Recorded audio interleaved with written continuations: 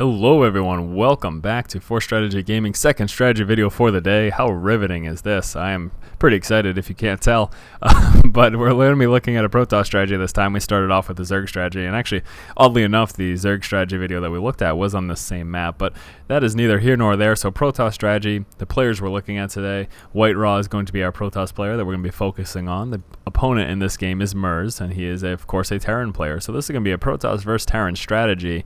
Let's go right into White Raw vision, though. So specifically, let's talk about what we're looking at. Well, we're going to be looking at a standard opener with a 3-gate Robo build. 3-gate Robo, very standard, allows for a lot of options as a Protoss player, allows you to tech into Immortals, Colossus if necessary, get out that Observer for some great scouting. It's really the best techie opening you can do. Lots of players try to, go for a 4-gate, and a 4-gate's really strong. It makes for a really strong, effective push. The big problem with the 4-gate is that if your opponent scouts it and they properly defend against it, then you're kind of at a disadvantage if they go for any sort of a techie build, because you're not going to have the tech to respond to it. So that's kind of the trade-off there. You can go for early aggression, or you can go for the techie build, which is going to be probably, in my opinion, it's a wiser choice. I definitely prefer the tech builds as opposed to the kind of really strong early pushes that if they don't work, you're kind of behind. But anyways, let's just talk about generally what we're going to be looking at. Well, in this video, again, we're going to be looking at that 3-gate Robo. The Terran opponent's going to go very standard here, and they're going to go for that Marine Marauder build. Now, as such, in seeing a Marine Marauder heavy build, what's the response going to be? Well, typically, you're going to see us, if we're sitting with a 3-gate Robo, you're going to see us transfer into getting some Colossus, right? That makes a lot of sense. But at that point, the Terran opponent goes for Vikings. That's the next scenario that you think about. And so, right, that's going to be their proper response. That's going to be what they want to do, typically. So what's your next choice? Well, you can either try to still go with Colossus and use Stalkers to to snipe down the Vikings, or you can switch to High Templar, and that's exactly what we're going to see White Raw do in this particular matchup. We're going to see him switch from Colossus to High Templar when he sees the Vikings incorporated into the Terran opponent's army, and that's a good choice. And, he's going for the Vikings, you're responding by going for the next step, and then what's going to happen even on top of that is after you go for High Templar, we're going to see the Terran player switch to Ghost, which Ghost, of course, is the proper response to High Templar. EMP, getting rid of the energy. You can also snipe the High Templar, all sorts of different options. So from that point, going to be switching back to Colossus, and this is kind of how the game plays out. You go for these standard builds, you mass up your army, you make sure you do things like constantly produce, always scout, whatever, using your hotkeys, all the basic things you do in StarCraft.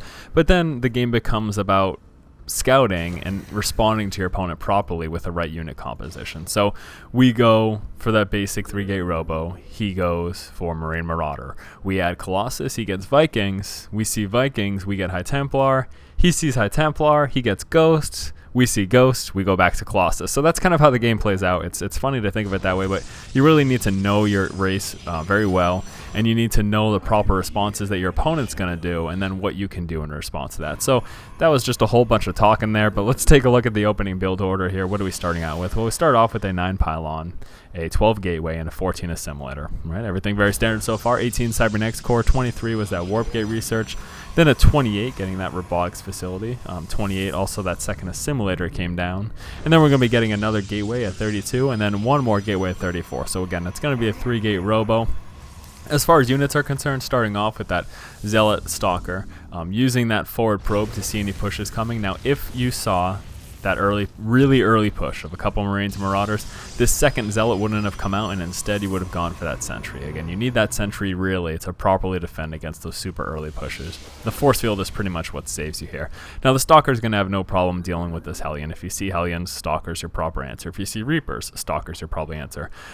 Hellions and Reapers are going to do really well against your Zealots, so you want to make sure you're careful about those. But here we go, that Sentry is going to allow you to defend against that early push. And moving forward, the Stalker, and he's going to do a good job of grabbing that tower, but here we go, we see the strong push coming, and this is where we really want to make sure we prepare. Now, in going for 3-gate Robo, typically we're starting out with an Observer, moving that forward to the opponent's base, trying to get them scouting, but then following that up with an Immortal. That's the proper response. Now, with Immortals, you want to make sure you do things like target fire the units they're most effective against. Now, what are Immortals most effective against a Terran player? Well, early game Marauders, and then aside from that, things like Siege Tanks, target firing those. Now, seeing the push coming, you want to drop down a force field. That's the proper response. If you realize you don't have enough units, and a big problem, not a problem, but just the way it is, it's just a fact of the matter that when you're working up to Warp Gate tech, you're typically pretty vulnerable against a Terran player who goes for an early push. So until your warp gates are up, you do have to worry about those early pushes, and sentries are really going to be what saves you. Now, we can see here at this point, feeling pretty strong with this one Immortal out. Probably going to be getting a second Immortal out fairly soon as well. And here comes this Nexus right now. Going to be dropping an expansion. So in moving forward into the opponent's base, seeing what's going on, we see a very standard thing. We see these 3 barracks. Here is the starport going down, and right now we can expect either Medivacs or Vikings. Probably at this point in the game, Medivacs most likely. In fact, there you go. Now, you wouldn't know this at this point in the game, but going for Vikings this early wouldn't make much sense because we don't have any Colossus out, which is not possible quite at this point in the game. Let's continue to talk about the build order that we saw after that last thing that we looked at, which was the 34 gateway. After that, this Nexus, the timing there was 47. That was the supply we were at. And then this Robotics Bay came down at 47 supply as well. So just continue to do what you need to do in this game. Continue to produce. You can see here, constant production going to be happening, trying to make sure we use those warp gates and everything. You can see warping in some more units. Also, scouting your opponent. Great here with his observer. Trying to get those El Naga towers going to be a good idea.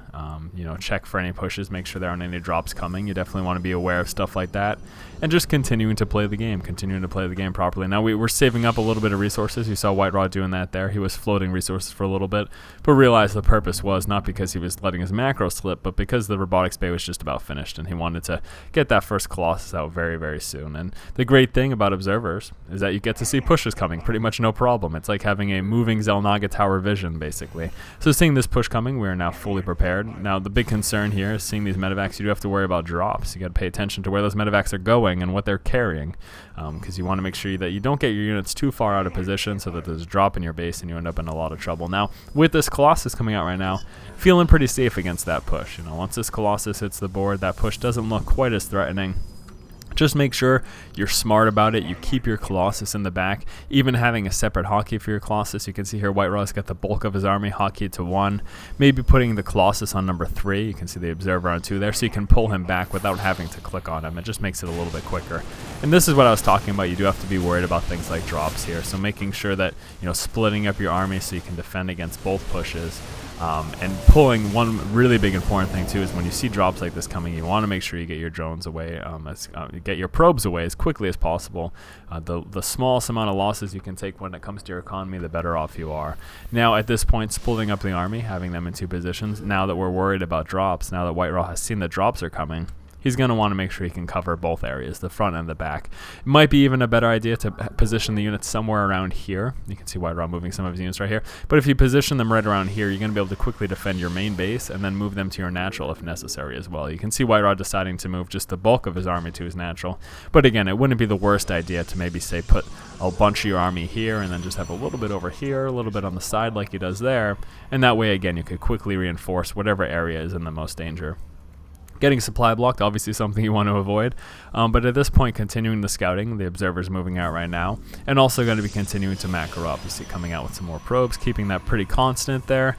Also going to be getting these upgrades. Thermal Lance, if you're planning on playing a game with Colossus, Thermal Lance is pretty much necessary. That extra range upgrade really makes a big difference, allowing you to snipe off units safely from a distance, basically allowing you to safely pick off Marines and Marauders, and if they try to push forward to engage your Colossus, you can at that point pull it back and continue to attack like that. Now we're seeing some more drop action going on over here, but not taking the entire army. You can see here just taking a few, moving them over, and then also going to have some of the army over here in the main base, because when we're dealing with drops as Protoss, when you've got a Terran player who's dropping on you consistently, you have to expect attacks from multiple positions. You have to expect him attacking here and here at the same time, because that's the most effective way to do it as Terran. You want to drop in multiple positions. Now at this point, look what we see here. We've got the forward observer here scouting, seeing lots and lots of Vikings. And what does White Raw do immediately? He immediately drops the Templar Archives. And this is the point that I was talking about in the game. You don't just want to go 3-gate Robo, get Colossus when you see Marauder, and then keep getting Colossus nonstop when you see very Viking heavy. I mean, there was at least 5 or 6 Vikings there. Let me check to be certain. Okay, maybe there was just 4, but either way, there was a hefty amount of Vikings here. There's a hefty amount of Vikings. So you don't want to see that and just keep getting Colossus, because the Vikings are going to do a really good job of taking out those Colossus. Your only real choice is to snipe them down with Stalkers, but you can see here White Raw not going with a lot of Stalkers because he's going with a pretty Zealot heavy army to take out those Marines and Marauders. So The idea here is that we're going to switch up. You're going to get High Templar, research of your Psi Storm, of course. That's going to be absolutely necessary. And that's going to have no problem with the Vikings. Vikings aren't going to do a whole lot against the High Templar. So making that switch is a great idea. You don't necessarily even need to wait until that Psionic Storm is finished, because if you warp in those High Templar early, it's going to allow them to accumulate energy. So that's a good idea, something else to consider here. Now the general idea that when you're expanded, you can afford more buildings than you can off one base. So you can see here off of one base, we were affording that 3-gate Robo, no problem. Now that we've expanded, coming down with additional gateway, and here comes one more gateway. So that's another general idea. I hear a lot of people tell me that they have problems with the late game. They don't understand the late game. And I've said it before in this channel, and I'm going to continue to say it again. Just think of it as a continuation of the early game. You've got your early game, you've got the amount of production buildings you play with. When you expand, you just add more production buildings, and you keep doing the same thing. You keep scouting, you keep producing, you keep using your cooldowns, and then you continue to do things like get upgrades. And that's it. Simple as that. That's how you play the game. So here we go, very Viking heavy, and we knew that. We saw that with that Observer Scout.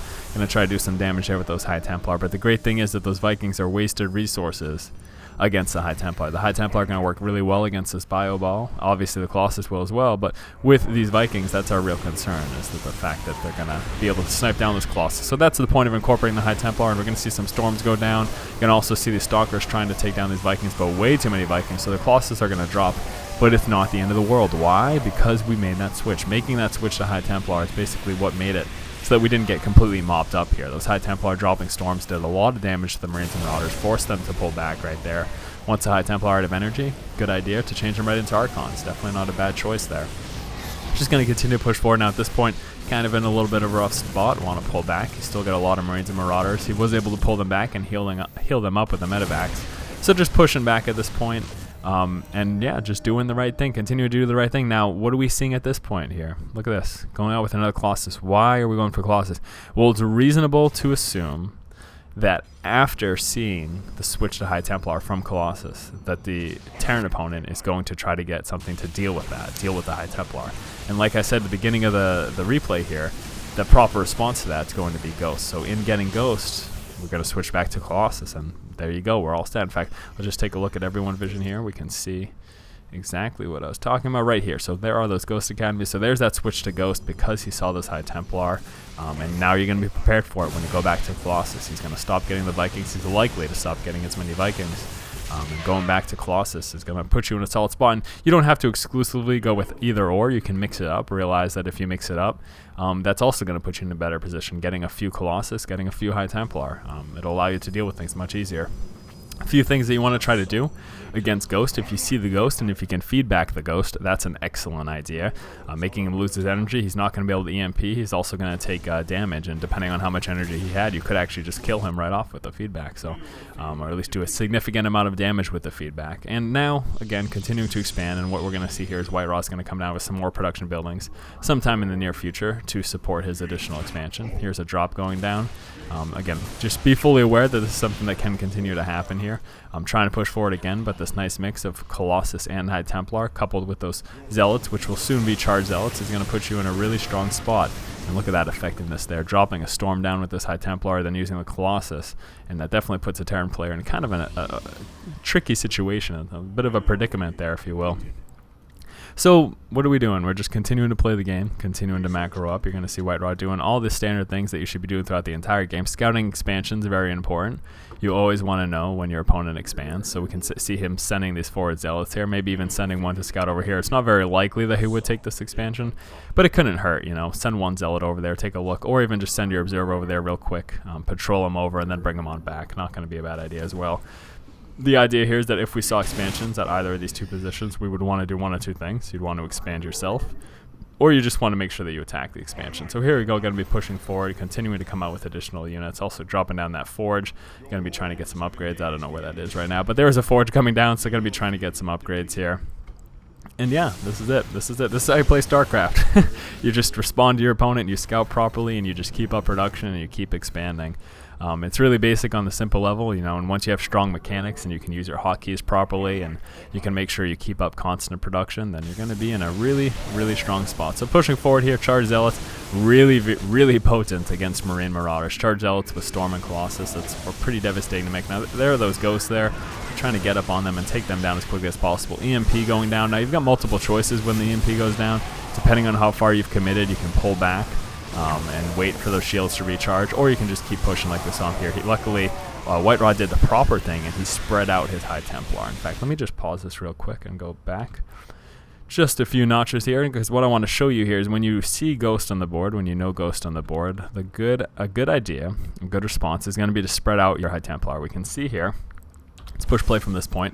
You've got High Templar in the front, but there's also High Templar scattered throughout in the back here. And what that's going to do is once the EMP goes down, you can see there's still High Templar in the back here with energy. And that's the idea. Spread out your High Templar in your army. Don't put them all in one spot. That way, if it drops EMP where all of your High Templar are, then they lose all their energy and you can't storm all of a sudden. Spread them out, put some in the front, some in the back, or even put some on either side and some on the back. If you spread them out, it's going to make the effectiveness of EMP that much less effective. Basically, it's going to make it so the EMP isn't nearly as strong if you spread out your High Templar. So definitely good job on White Raw, and something you guys can carry right into your own games to be a little bit more effective. Little Hero Zealot over here trying to do what he can to take on these 4 guys. Mers is forced to call a good game at this point. It's been very difficult for him to expand because of this starting out with the Colossus against his Marine Marauder mix, switching to High Templar, and then doing that nice healthy mix. So definitely a good job by White Raw. Hopefully you guys took something away from this game. Let's start off with that beginning build order, just go over that really quick. So starting off, very standard, 9 Pylon, 12 Gateway, 14 Assimilator, 18 Cybernetics Core, 23 Warp Gate Research, 28 Robotics Facility, 28 Second Assimilator, and then 32 and 34, those 2 additional gateways. So opened up again with that 3-gate Robo. We talked about fending off that early push, how important getting those force fields down are. Once that expansion came down, we talked about how you can afford those additional production buildings, so definitely want to make sure you get those. And then that big, really important thing in this game, starting off, again, seeing a Bio Ball. Starting off with getting Colossus, since we're already sitting on a 3-gate Robo. Seeing Viking Heavy from that point, the switch is going to be to High Templar. And then when the High Templar come out, you know, if your opponent does choose to go for Ghost, just go back to get a few more Colossus. Mix it up. Talking about engaging, trying to keep your High Templar spread out, trying to keep your Colossus in the back. This is going to prevent being completely devastated by an EMP if you keep your units spread out like that. So once again, guys, this has been Force from Force Strategy Gaming. Hopefully you guys enjoyed this video. If you do, please go ahead and subscribe to our YouTube channel. And as always, guys, keep watching and keep owning. And once that hits, there's going to be a whole lot of trouble here for Sarence. He's going to want to try to take down those Immortals as quickly as possible, too, because they do a ton of damage to those Marauders. Chasing down the Marines and Marauders, the Immortals, Zealots, Stalkers, and Sentries are going to take off as many free shots as they can get, finally deciding to pull back. And I'm not sure. At this point, I think Sarence is a little bit too far behind in tech and just in unit counts in general. I think he's a little bit low. Let's check that army size there.